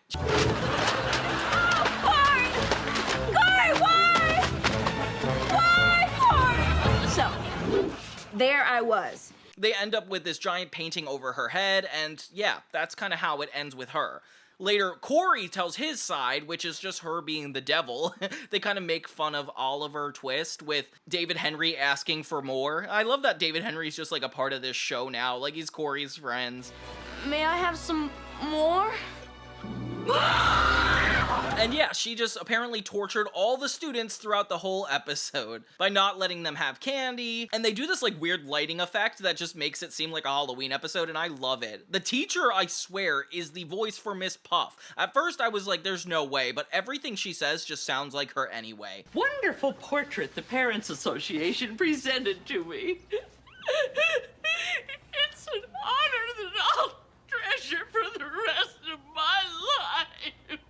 Stop your blubbering, Applebum. They don't really know what went on in that classroom, and the parents get a little bit more frustrated, with Eddie finally redoing the living room, and honestly, it's kind of cool looking. Very 2000s to have so many neon colors contrasting each other. Kind of annoying, if anything, though. The parents do not want this. Kind of prays to their insecurities by saying they're not comfortable being hip, and it kind of works. Apparently, the wife wears the pants in the family. I'm just saying, that's all I'm saying. You know what I'm saying? That is not even a real phone. It's got candy in it. Get out of here. Chelsea ends up insisting on solving this whole problem between Raven and Corey and what really went on, and he tells a story of what really happened, which is kind of basic and not that exciting, which I was expecting, because of course that's always how it ends up. All the stuff that happened to both of them were complete accidents with nothing being intentional or on purpose, so like, what's the whole point of this? They end up making up by the end of the episode, and it's actually really sweet. And they break one of the expensive glass statues in front of their parents that they're suddenly paying for now. So Eddie's whole scheme like went through also. What a fun way to end the episode, and I can't believe we got like another episode formatted like this. I didn't realize that this was a trend before Drake and Josh. It's just such a fun idea. Right. You have the right to remain silent, and you have the right to an attorney. I think they did it a lot in adult sitcoms, like showing different scenarios. How I Met Your Mother comes into mind. Like, they always did this as like an episode device, and just seeing That's So Raven do it is really impressive. And now today's episode of As the Chill Grills. Fiona! Season 2, episode 20 is called Numb and Number, and yeah, it's a dentist episode of That's So Raven, which I didn't even realize existed. It starts with Corey being so scared of going to the dentist, so he erases it on the calendar of the household, and yeah, Raven catches him and kind of calls him out for it, which is kind of hypocritical because she's scared of the dentist too. You're being nice. Dad!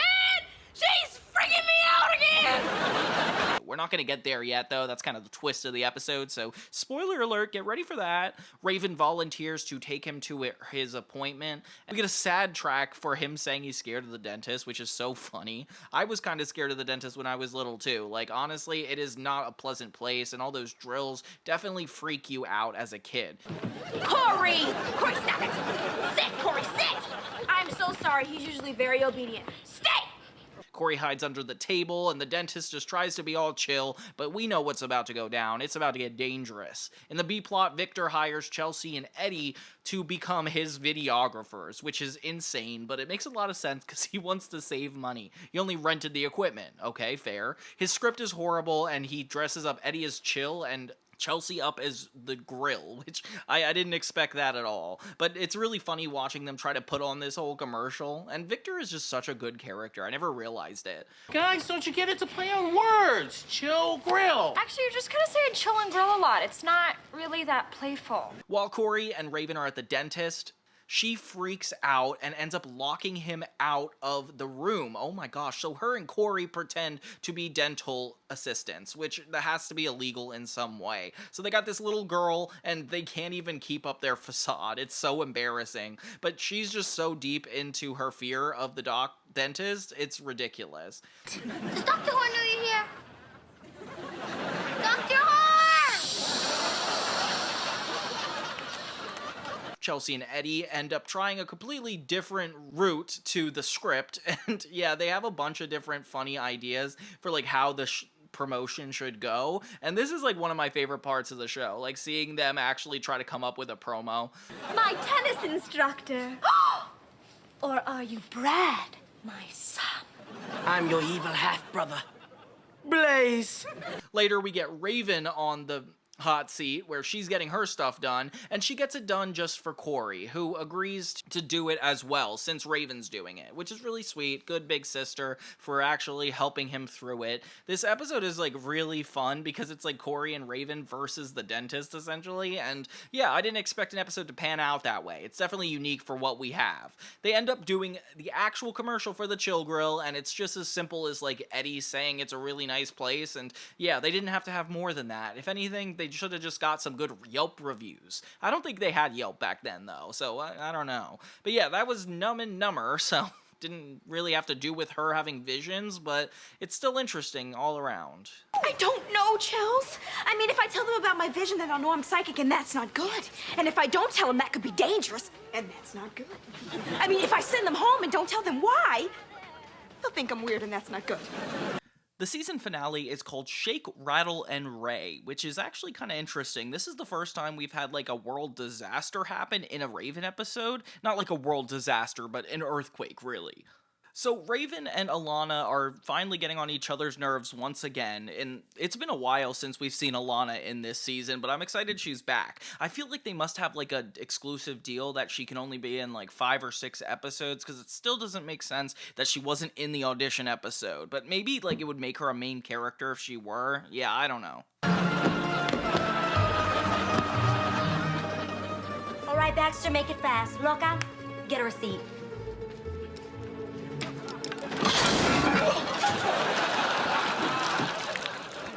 So in this episode, Raven is trying to call a truce with Alana, and very like mobster style, they have Alana in the bathroom. She like takes her name off the stall, and Raven's trying to ask her to have a sleepover for fun. Oh my gosh. So yeah, the girls are not responsive to this because it's not usual for all of them, but I don't know, it's kind of sweet. And no weird stuff. Because every time I'm around you, Baxter, something weird happens. Alana comes over to Raven's house, and Raven is trying way too hard, and everybody's kind of picking up on it, but they do have like a special moment after a while where Alana says she's never been invited to a slumber party before. Between you and me, Raven, it's the only slumber party I've ever been to.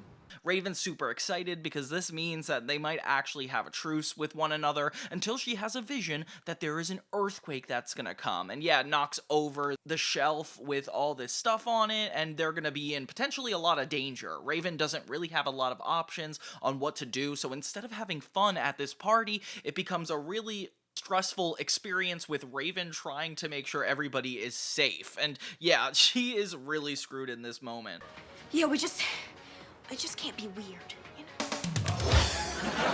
So explain how this is not weird. As the season finale, it's like a lot more stressful too, especially since she like has to weigh the option of telling them she's psychic just to warn them. Yeah, in the B plot, Eddie is learning how to drive, and Mr. Baxter is being a really nice guy and helping him, especially since it's not his kid. Like, he does not have to do that. They give him like a fake plastic driver's wheel, and Eddie doesn't even learn how to drive by the end of the episode. They just like have the dad try to teach him. Okay, enough you two. Eddie, keep your eyes on the road.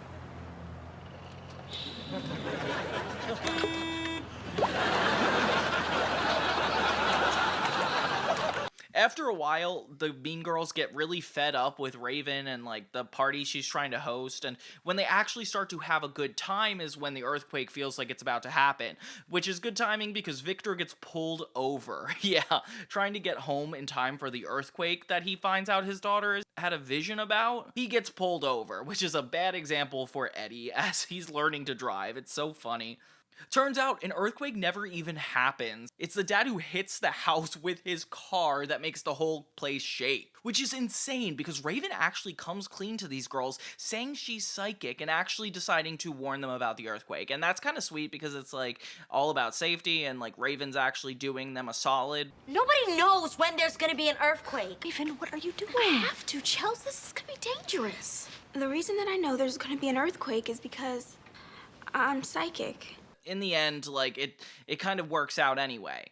Her vision technically wasn't true, so she gets to laugh it off and she didn't actually admit she was psychic, which is sad because I was kind of excited for that. Like, having a season finale where she's like telling the enemy that she's psychic, that could have been cool, but we're doing an episodic show, so it doesn't need to get that deep that quickly. All around, really fun watching them all try to bond, and the fact that they really do have a couple moments together is very sweet. All around, good season of That's So Raven. I feel like second seasons are usually a lot rougher than this, but this feels like it's renewal season where they actually add the chill grill and have Mr. Baxter like be a main part of it. Like, there's a lot of really positive steps this show is taking in this season, and I can't wait to get into more episodes. But what did you guys think? Do you remember this season super well? Which episode is your favorite? Thank you guys so much for watching Johnny 2000, and until next time, have a great day.